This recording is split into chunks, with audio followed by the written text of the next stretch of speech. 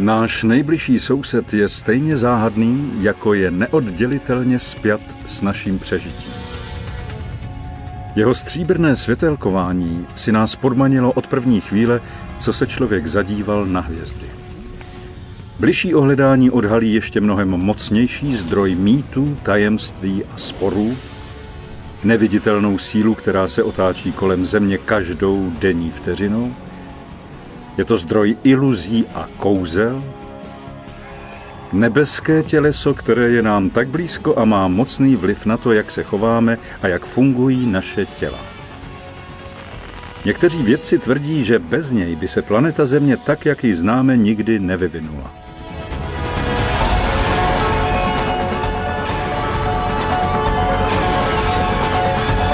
History uvádí tajemný vesmír, záhady měsíce.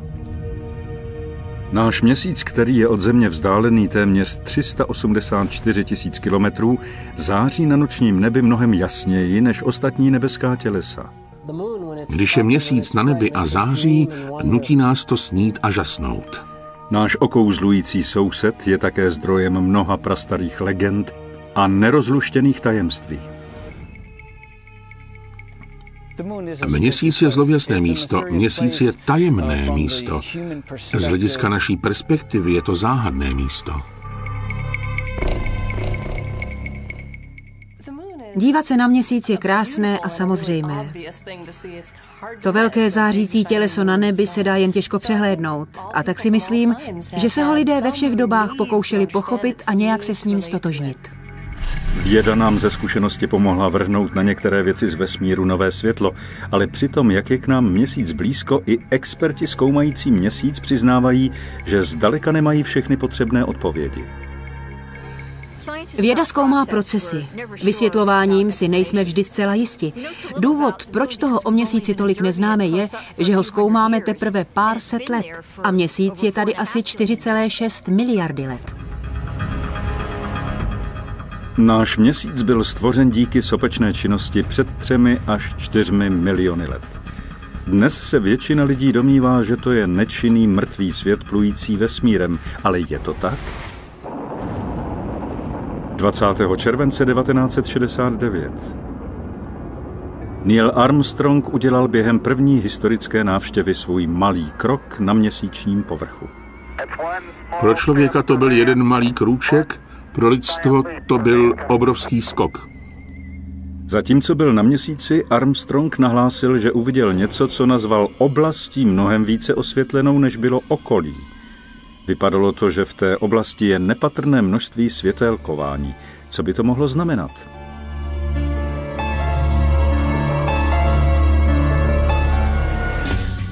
Dodnes po téměř 40 letech nikdo přesně neví, co bylo zdrojem toho světla. Ale vědci už byli svědky podobných událostí. Na měsíci se stala velká řada událostí, kdy se měnily barvy, došlo k světélkování nebo k emisi plynů. Někteří, jako například astronomka z NASA Bonnie Buratti, byli udiveni tím, co nazývají přechodné lunární jevy, neboli PLJ. Přechodné lunární jevy jsou velmi sporné. Co se toho týče, jsou vědci velmi skeptičtí. Problém je, že neexistují opravdová a pevná pozorování těchto událostí. Ale pozorovatelé hlásí výskyt těchto tajemných světel už od středověku. Obvykle je pozorovali v tmavých stěnných oblastech měsíce, kde je velký kontrast. Někdy trvají jenom pár vteřin, jindy trvají hodinu nebo 2 a proto se tak těžko dokazují. Vědci jsou přesvědčeni, že tato éterická zobrazení jsou skutečný jev, ale nejsou si jisti, co je způsobuje, a proto zvažují několik možných vysvětlení. Existuje mnoho teorií o tom, co přechodné lunární jevy způsobuje. Objevení se jasných záblesků může způsobovat neustále se měnící pohled ze Země nebo změny na povrchu měsíce. Některé z těchto jevů jsem viděla naprosto jasně. Je to atmosférou. Proudění v atmosféře způsobuje pohyb a změny na měsíci. Ale Buratiová si myslí, že ne všechny PLJ se dají vysvětlit atmosférickým prouděním. Anomálie, které ohlásil Neil Armstrong, byly pozorovány na povrchu Měsíce, takže nemůže způsobovat atmosférické proudění. Mnoho astronomů jako Laura Denliová z Griffinovy hvězdárny věří, že za většinou z této aktivity pozorované ze Země stojí dopady meteorů a asteroidů ve velké rychlosti. Cestují velmi rychle a když narazí na Měsíc,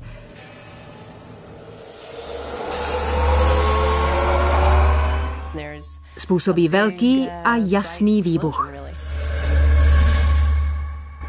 Tyto výbuchy tvoří při nárazu ohnivé koule.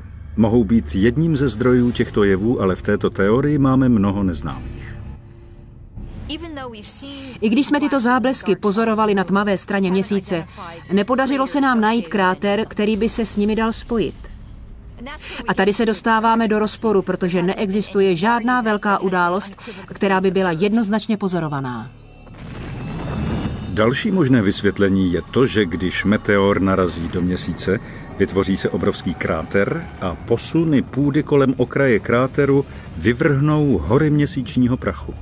Jemný prach může absorbovat a rozkládat světelné paprsky v brilantním představení, nebo způsobí, že to vypadá, jako by Měsíc měnil povrchové vlastnosti. Je možné, že kdyby došlo k velkému posunu půdy, bylo by ze Země vidět něco tmavého, tmavý kráter. Jinými slovy, viděli bychom stěnu kráteru, PLJ, a přitom zřícenou stěnu kráteru. A to jsme ještě nikdy neviděli.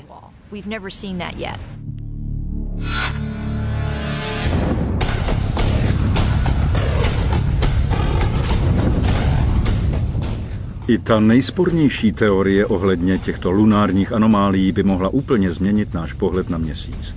Změnilo by to naši víru, že byl Měsíc po tisíciletí geologicky neaktivní. Jedním z netušených vysvětlení přechodných lunárních jevů by byly aktivní sopky na Měsíci.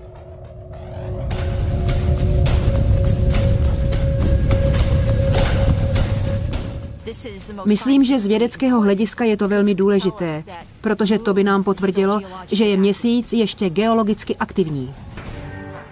Fotografie pořízené během vesmírné mise Apollo odhalily na měsíčním povrchu skalnaté formace, kterým se říká struktury INA. Na základě těchto dat se vědci domnívají, že na povrchu Měsíce byla za posledních 1 000 000 let sopečná aktivita.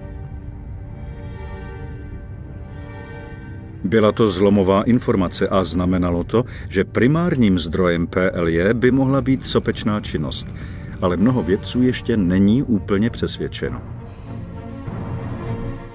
Věda je taková, že kdykoliv máte teorii nebo model, musíte být schopni stále shromažďovat fakta popisované události.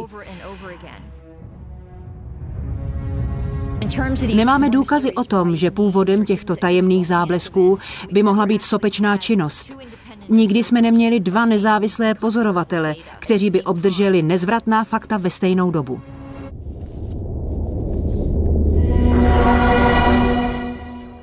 Někteří astronomové si myslí, že i když teď Měsíc není geologicky aktivní, stále tam jsou přítomny plyny, jako pozůstatek z doby, kdy převládala sopečná činnost.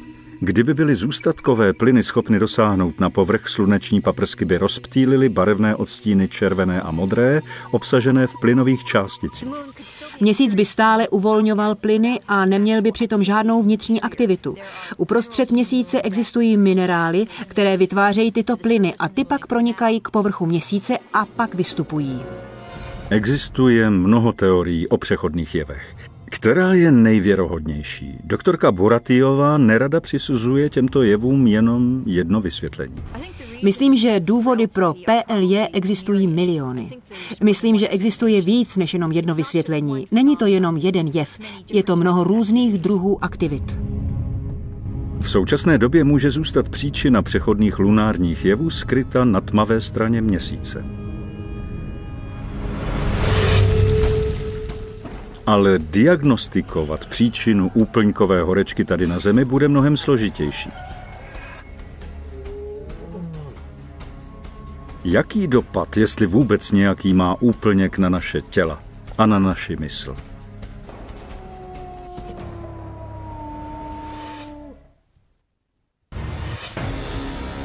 Když přemýšlíme o záhadách měsíce, zřejmě ta nejslavnější a nejspornější je ta, jestli má náš souputník nějaký vliv na lidskou mysl a tělo. Víme, že mezi Zemí a Měsícem existují určité vazby. Snad to není takový velký skok představit si, že různé změny a úplněk mají na lidi určitý vliv. Existuje spousta tajemství, jak fyzických, tak psychických.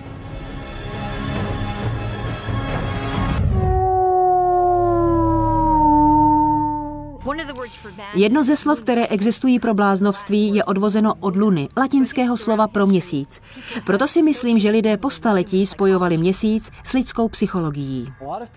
Mnoho lidí opravdu věří, že úplněk ovlivňuje jejich chování, má vliv na jejich biochemii nebo tak něco.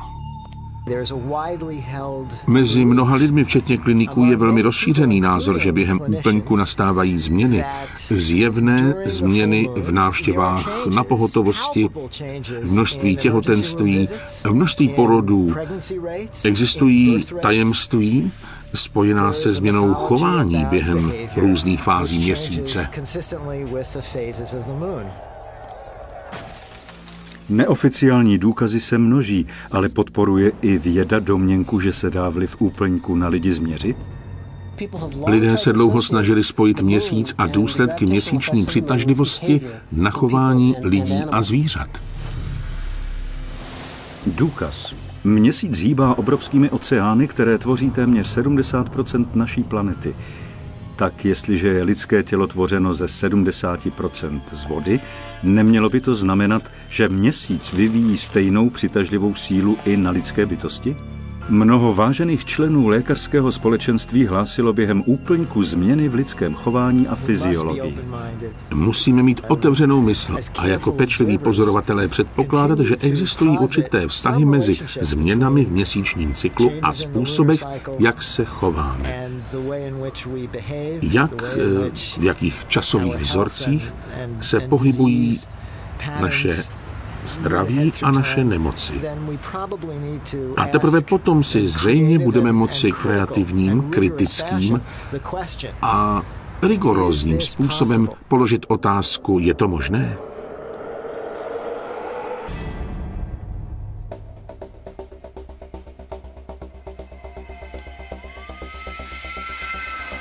Někteří policejní důstojníci tvrdí, že když je úplněk, stoupá zločinnost.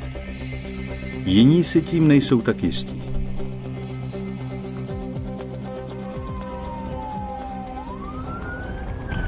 Jak já to vidím, tak to bude jen mýtus. Zástupce šerifa Castro z šerifova oddělení v západním Hollywoodu hned na začátku služby za úplňku zamítnul mávnutím ruky myšlenku, že by měla měsíční síla nějaký vliv na lidi, ale během prvních 20 minut služby zavolali 3 telefonáty. Právě teď řešíme 488, což je krádež, která se právě stala. Volání říká, že muž, Hispánec, asi 32 let, který má na sobě oranžový vězeňský oblek, žádné kalhoty, nosí modré spodní prádlo, ukradl knihu. Řešíme také volání 2736, což je domácí násilí. Právě to se taky stalo. Tohle je první domácí násilí, které se stalo za dlouhou dobu a jak se ukazuje, je úplněk. Právě jsme na cestě za jistou celebritou, která bydlí v této oblasti.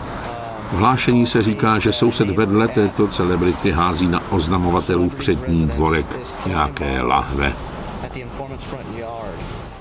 Nakonec své nejrušnější úterní noci roku se nedůvěra zástupce Castra začíná zmenšovat. No, řeknu vám, že na začátku služby jsem těm řečem o úplňku moc nevěřil, ale pomalu tomu začínám věřit.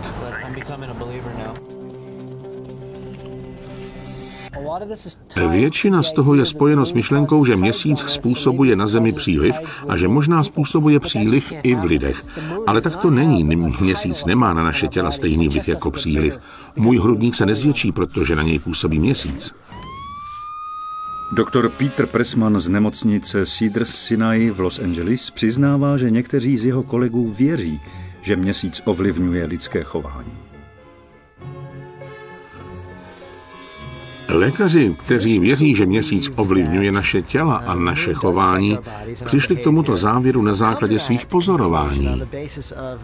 Tato pozorování se mohou velmi různit, podléhají různým situacím a vůbec nemusí nic znamenat, kromě toho, že to někdo pozoruje. Doktor Pressman se obává, že tato tvrzení mohou obsahovat tendence, které jsou založené na osobní zkušenosti. Když se podíváte na ty důkazy, a my vždycky musíme zkoumat důkazy, shledáte, že opravdu neexistuje jasný mechanismus pro vliv měsíce na lidi. Nicméně neustále se vyskytují všímaví vyšetřovatelé a obezřetní pozorovatelé, kteří tvrdí, že vidí souvislosti.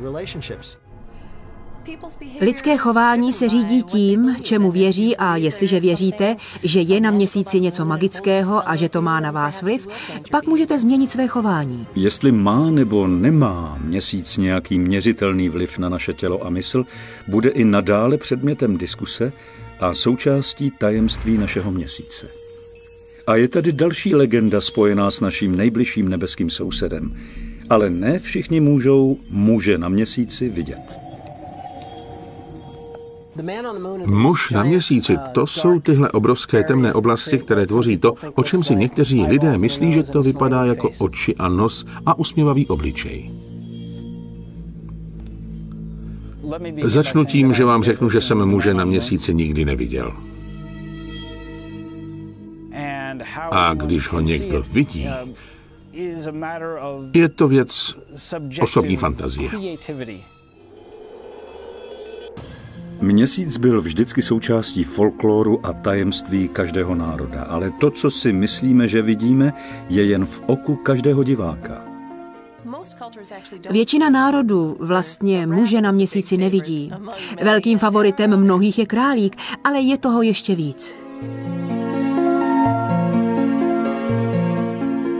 Nicméně všichni, kdo se podívají nahoru na měsíc, mohou vidět na měsíčním povrchu světlé a tmavé oblasti. A to nejsou žádné přeludy, ale opravdové hory a opravdová údolí. Světlé oblasti jsou robustní sopečná vysočina, známá jako teré, což je latinské slovo pro zemi. Vysočiny jsou součástí původní kůry měsíce, které byly rozdrceny nárazy meteoritů, asteroidů a komet. Tmavé oblasti jsou známé jako mare. Mare je slovo, které znamená moře. Jsou to prastaré lávové příkrovy, které byly kdysi tekuté, ale nyní jsou stuhlé. Během milionů let je tvořily nárazy do kráterů. Moře zabírají 16% měsíčního povrchu a vypadají jako vodní útvary. Podle posledního názoru to byl obrovský asteroid, který narazil do odvrácené strany měsíce a tak výrazně měsíc rozvibroval, že láva vytekla ven ze strany, kterou vidíme, a vytvořila tyhle obrovské tmavé lávové oblasti, které samozřejmě časem stvrdly.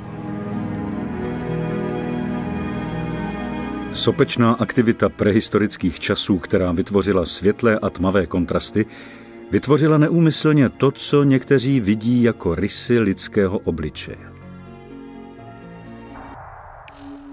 Oči jsou ve skutečnosti mare imbrium, moře dešťů, a mare serenitas, moře pokoje. Nos je sinus estum, což znamená mořský záliv. A otevřená ústa jsou mare nubium, moře mraků, a mare cognitum, moře znalostí. To, že tam vidíme muže na měsíci, je zřejmě náš způsob, jak vyřešit měsíční tajemství a pokusit se pochopit naše spojení s nimi. Mnohá tajemství měsíce ovlivňovala naši civilizaci dlouhé roky.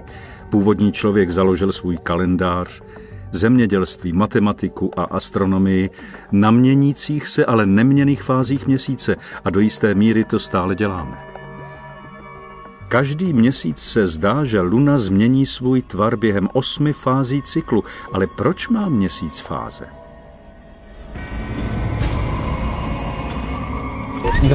Fáze nastávají na měsíci proto, že jak se měsíc otáčí kolem Země, vidíme více či méně jeho osvícenou stranu. Světlo, které vidíme jako odraz měsíce, pochází ve skutečnosti od slunce. Představte si, že je slunce tamhle. Tohle je Země a tohle je Měsíc. Když je Měsíc plně osvícen sluncem a my vidíme jeho osvícenou stranu, jedná se o úplněk.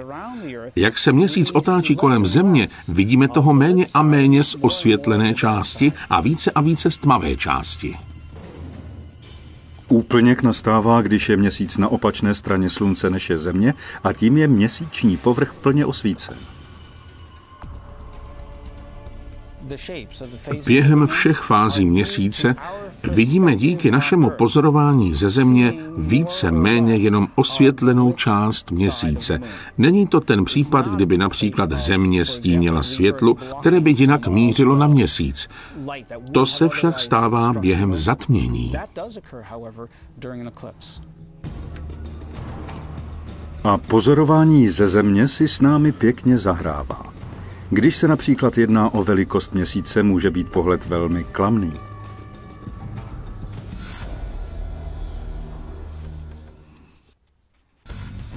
Některé ze záhad Měsíce se těžko chápou, zvlášť když nám pohled říká jednu věc a věda zase něco jiného.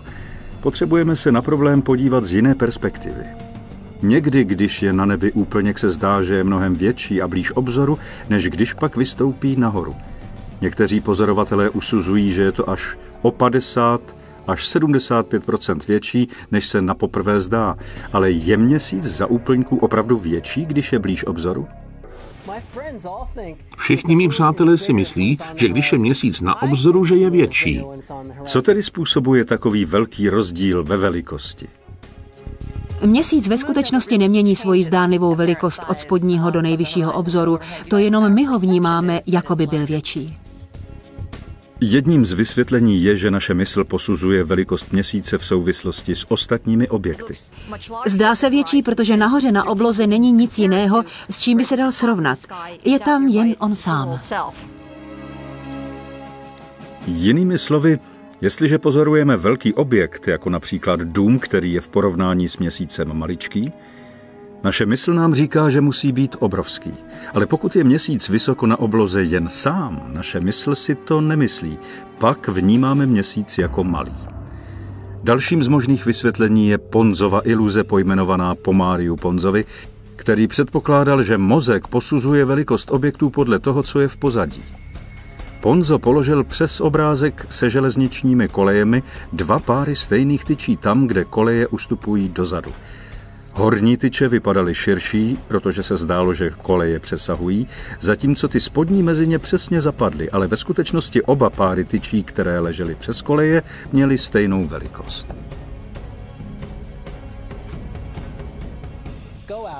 Když Měsíc vychází, vyjděte ven, vezměte si tužku a natáhněte ruku a podívejte se, jak je Měsíc velký v porovnání s gumou na tužce a potom to jděte a udělejte o pár hodin později, když už je Měsíc mnohem výš na obloze.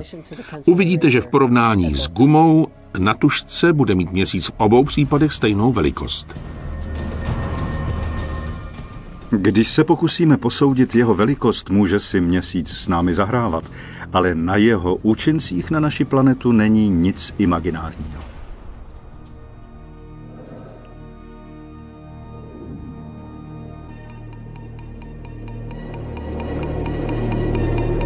Existuje jedno ze všech měsíčních tajemství, které se dá tady na Zemi pozorovat naprosto přesně. Je to ten ze všech nejvlivnějších jevů, jaký je Měsíci přisuzován.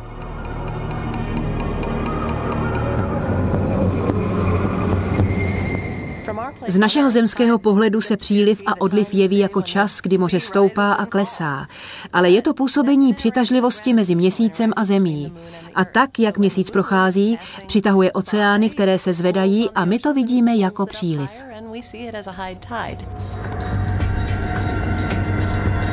Přílivy oceánů způsobuje působení přitažlivosti jak Slunce, tak Měsíce.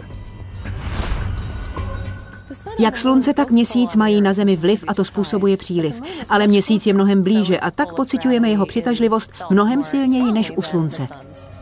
Oceánografka Tetiana Rossová říká, že nepřetržitá přitažlivost Měsíce na Zemi je impozantní síla. Důvod, proč má vliv měsíce tak viditelnou formu přílivu, je proto, že voda může téci, může se pohybovat.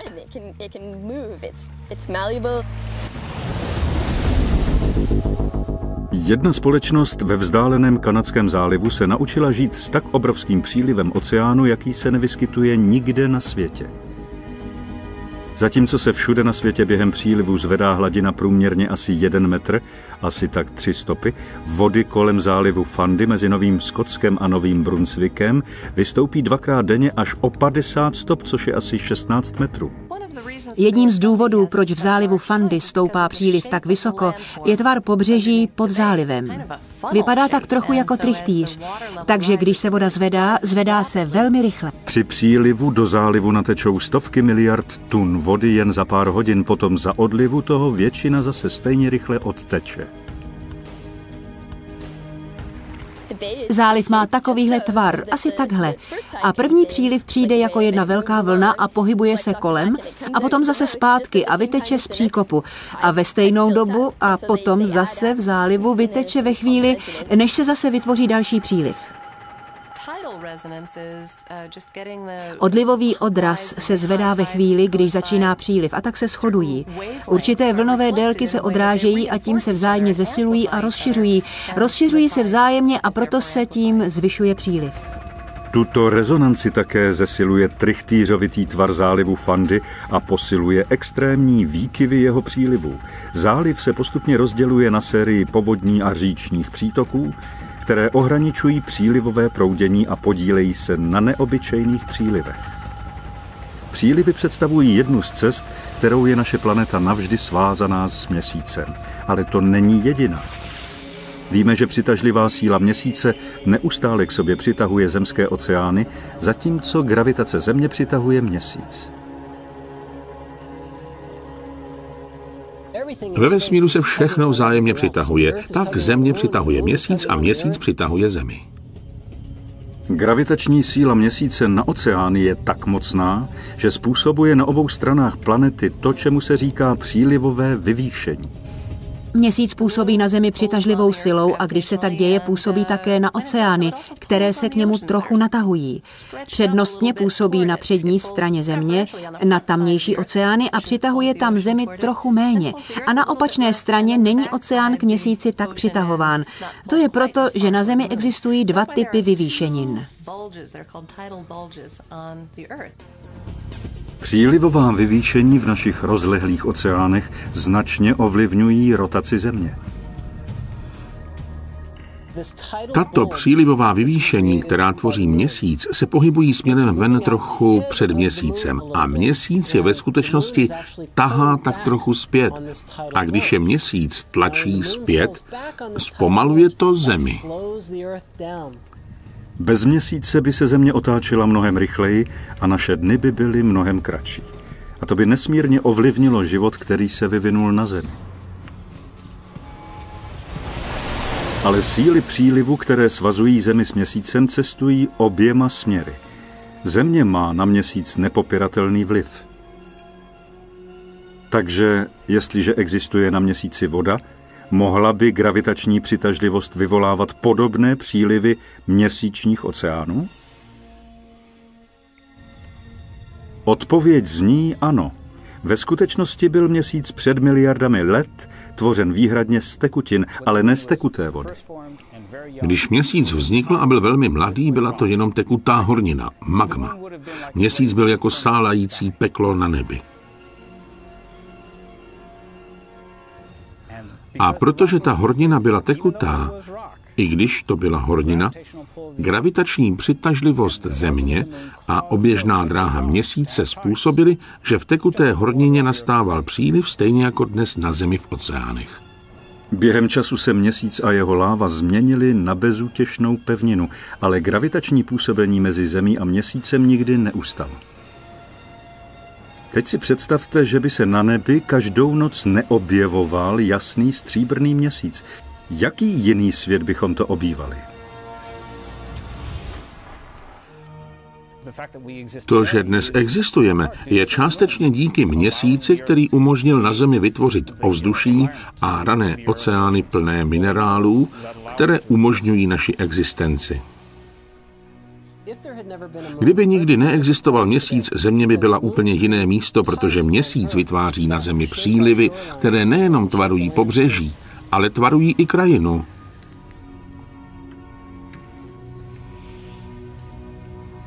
Takhle Měsíc změnil náš vývojový proces. Asi před 4,5 miliardami let byla gravitační síla mezi Měsícem a Zemí mnohem silnější. Když Měsíc vznikl, byl nám mnohem blíž než je dnes. Byl vzdálen od oběžné dráhy Země jenom asi 5 hodin letu a na obloze vypadal mnohem větší, protože byl mnohem blíž. Větší gravitační přitažlivost, kterou na Zemi působil bližší Měsíc, měla ohromnou důležitost pro nás jako druh. Když začaly naši planetu omývat první oceány pod bližším Měsícem, přílivy byly 1000krát silnější, než jsou dnes. Umíte si představit, že místo přílivu vysokého 3 metry, jaký máme dnes, bychom měli příliv 3000 metrů vysoký, takže bychom měli 3000 metrů přílivu, který by sehnal na pevninu. Tyto nesmírné přílivové vlny pomohly vytvořit v oceánech ty správné podmínky pro rozvoj života. Tyto přílivy odstranily vnější vrstvy zemské kůry a smetly je do oceánu. A tato polévka, bohatá na minerály, prvotní polévka, umožnila vytvoření a rozvoj života. Všeobecně se uznává, že přílivové bazény byly ideálním prostředím pro vývoj živých forem a přizpůsobení se zemskému prostředí.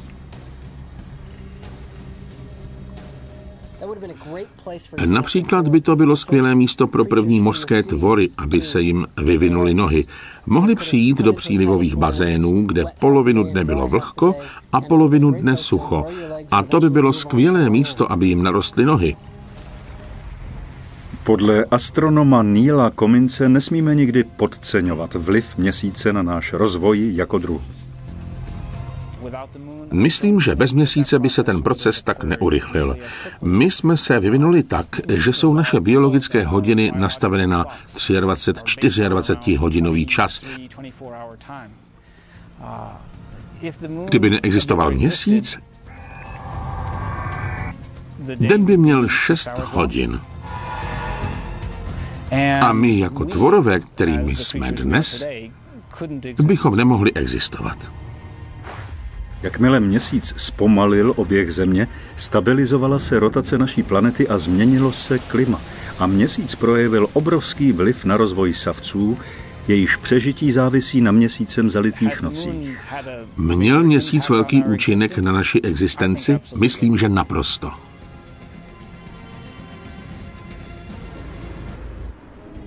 Pokaždé, když je úplněk, je obraz Měsíce tentýž.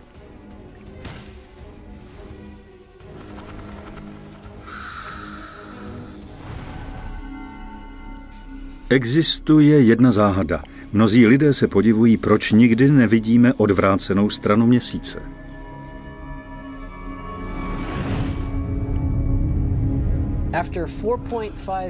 Za 4,5 miliardy let vývoje dospěl systém Země-Měsíc do bodu, kdy nám neustále ukazuje stejnou tvář.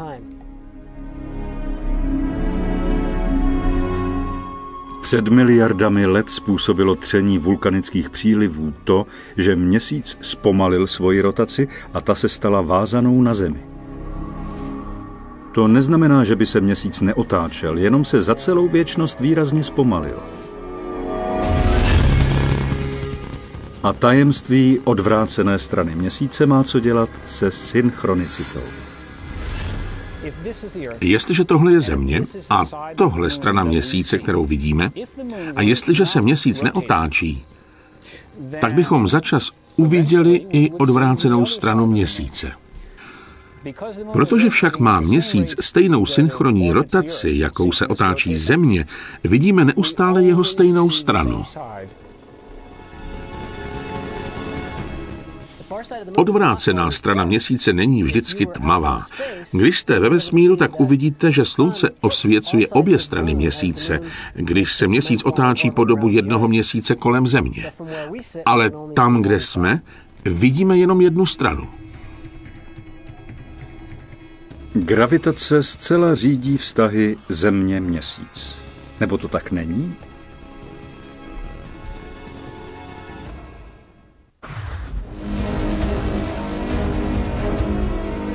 Přitažlivost, která drží Měsíc na naší oběžné dráze, pomalu slábne, jak se Měsíc postupně vzdaluje. A její následky jsou takové, že nás nutí vidět Měsíc v úplně jiném světle. Gravitace je ta síla, která drží Měsíc u Země. Stejně jako je atlet svázán se svým kladivem, které krouží kolem jeho těla, stejně tak přitažlivost svazuje Měsíc se Zemí.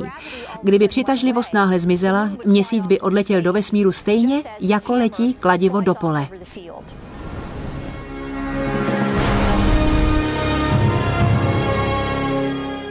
Samozřejmě, že gravitace nikdy nepřestává, ale mohl by se někdy Měsíc uvolnit z tohoto těsného sevření? Pravdou je, že Měsíc se od nás pomalu vzdaluje od samého začátku. Měsíc se od nás vzdaluje a dělá to tak neustále. Ve skutečnosti se Měsíc od nás vzdaluje každý rok o několik centimetrů a jednoho dne bude Měsíc tak daleko, že už ani nebude jako Měsíc vypadat. Od té doby, co se Měsíc a Země propojili, dochází k tomu, že se Měsíc od nás vzdaluje. V současné době se vzdaluje rychlostí 5 cm každý rok. Klíčem k pochopení tohoto pohybu je jev přílivových vzestupů, které vytvořil na Zemi Měsíc. Zemský příliv způsobuje pohánění Měsíce směrem od Země po oběžné dráze, a to díky tomu, že se Země otáčí rychleji, než se otáčí Měsíc kolem nás. Takže poté, co Měsíc vytvoří přílivový vzestup, otočí se a přitáhne se trochu kupředu, takže zůstane jenom část točivého momentu. Jeho pomalý přírůstek od přílivového vzedmutí Měsíc trochu zrychlí, a to zrychlení způsobí, že se točí rychleji a rychleji, což na oběžné dráze znamená, že se po spirále vzdaluje pořád dál a dál. Během času Měsíc postupně rozšíří svoji oběžnou dráhu, dokud jednoho dne nevyklouzne ze zemské přitažlivosti. Ale astronomové tvrdí, že není důvod k panice. Uplyne ještě dost času, než se Měsíc dostane z našeho dohledu a z naší oběžné dráhy. Předpokládaný čas odchodu? Asi 50 miliard let.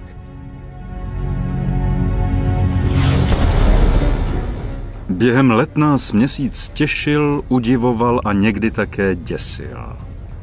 A příčinou všech těchto překvapení může být pohyb naší planety.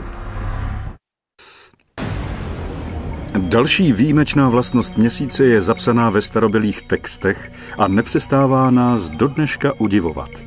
Obvykle se objevuje každých pár let. Během zatmění Měsíce mění úplně dramaticky barvu. Co to způsobuje? Zatmění Měsíce je velmi jednoduché. Přihodí se, když se Země dostane mezi Slunce a Měsíc. A když se jim Země postaví do cesty, vrhne Země obrovský stín, který zabrání slunečnímu svitu, aby dosáhl na Měsíc. Na vrcholu oběžné dráhy se Měsíc dostane úplně do stínu Země neboli umbry a nezmění se na černou, jak by se dalo očekávat, ale na krvavě rudou. Stane se to, že některé sluneční paprsky, které jsou blokovány Zemí, proniknou skrze atmosféru a na Měsíc pak dopadne červené světlo. Jak sluneční paprsky procházejí zemskou atmosférou, trochu se zalomí a červené paprsky, takto zalomené, dosáhnou na zemský povrch a osvítí Měsíc. A jakmile jenom červené nebo oranžové paprsky dosáhnou povrchu Měsíce, zdá se nám, že má Měsíc tmavě červenou barvu a tento jev přidává Měsíci další tajemství. A část toho tajemství se dá přisoudit dramatické schopnosti Měsíce nás ovládat. Zastíní tak jakékoliv nebeské těleso na noční obloze.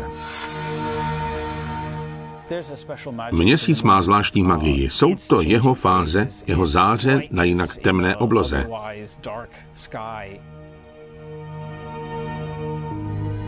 Ale my vidíme měsíc i během dne. Proč je to tak? Dá se velmi snadno pochopit, proč vidíme měsíc i ve dne. Tento pokus si můžete udělat doma. Všechno, co budete potřebovat, je jasné světlo, které nahradí slunce a kus ovoce, které bude představovat měsíc. Můj obličej zastupuje Zemi. Osvícená strana je den a část ve stínu je noc.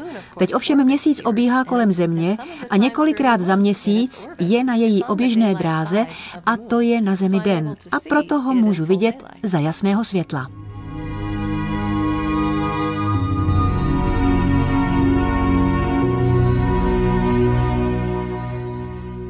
Ve skutečnosti je nad námi za denního světla velké množství planet a hvězd. Ale sluneční světlo je tak jasné, že je téměř všechny zastíní. Prosvítá jenom měsíc, který je 100 000krát jasnější než nejbližší hvězda. Vždycky tak měsíc během dne nevidíme, protože se neustále pohybuje kolem Země a není každý den ve stejnou dobu na tom samém místě. Ale někde na planetě je vždycky vidět. Jak jsme viděli, nedá se vše o měsíci snadno vysvětlit nebo pochopit. Stále existuje mnoho nezodpovězených otázek. Od té doby, co byly dějiny poprvé zaznamenány, je to součást tajemství měsíce. Jsme navždy připoutáni k našemu sousedovi, ale víme toho o naší závislosti velice málo. Existuje mnoho dalších věcí, které se dějí a o kterých ještě nevíme. Myslím, že asi tak za století nebo tak nás věda posune dál. A my pochopíme ta tajemství. Ale pochybuji, že je pochopíme úplně. Samozřejmě, že nevíme o měsíci všechno, co bychom měli vědět. Je toho mnoho, co se musíme naučit. Ale naštěstí je to na dosah a my budeme dále bádat a mnohem víc se o něm dozvídat. Zřejmě nikdy nepochopíme všechna ta překrásná tajemství, dokud znovu neobnovíme naše úsilí prozkoumat měsíční svět mnohem podrobněji, nebo neobnovíme naději rozluštit stále ukrytá tajemství měsíce. Vyrobil historii v roce 2009.